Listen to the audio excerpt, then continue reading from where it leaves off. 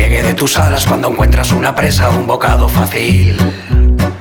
Vestigios de carroña, buitre, ángel o paloma, ¿qué te puedo decir? Maldita roedora en traspaso de poderes entre sucio carbón. Demonios, fuego, ampollas cuando te encuentro en la cama mordiendo mi colchón. Porque tus vísceras sangrientas son como el flujo en una orgía que se pudre y regenera con tus restos de saliva. Salivando escupes fuego cuando ya no existe el miedo. Yo más como de tu vientre y más se apaga mi deseo. Pues no veo pero siento, luego pienso, oigo, tiemblo y huelo a buitre. Son monstruosos antropoides apiñados en brutales y grotescos palacetes de algodón. Y ahora yo ya no la quiero y sin embargo qué preciso era el recuerdo de su cuerpo en mi balcón, donde ahora comen en sigilo grandes buitres entre antenas y columnas desteñidas por el sol. Qué absurdo repartirnos los trofeos de esta antigua y gran estafa a la que tú llamaste amor.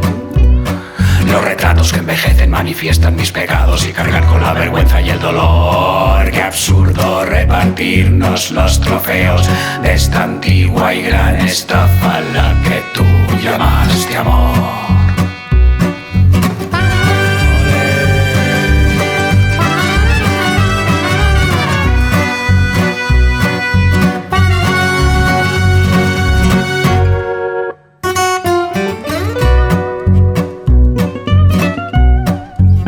Si un día apareces anidando en el pasado, te recuerdo que para mí camina el tiempo, aunque ya esté muy cansado.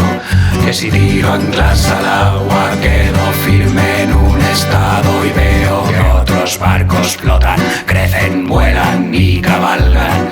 Yo no pude naufragar porque jamás había flotado. Que me dan miedo los buitres y mejor me quedo abajo. No sea que me ataquen y yo sufra como sufro cuando veo, oigo, tiemblo y huelo a buitres.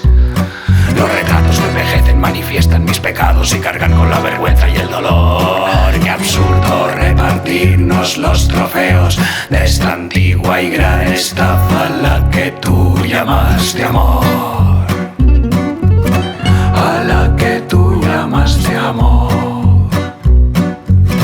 A la que tú llamaste amor.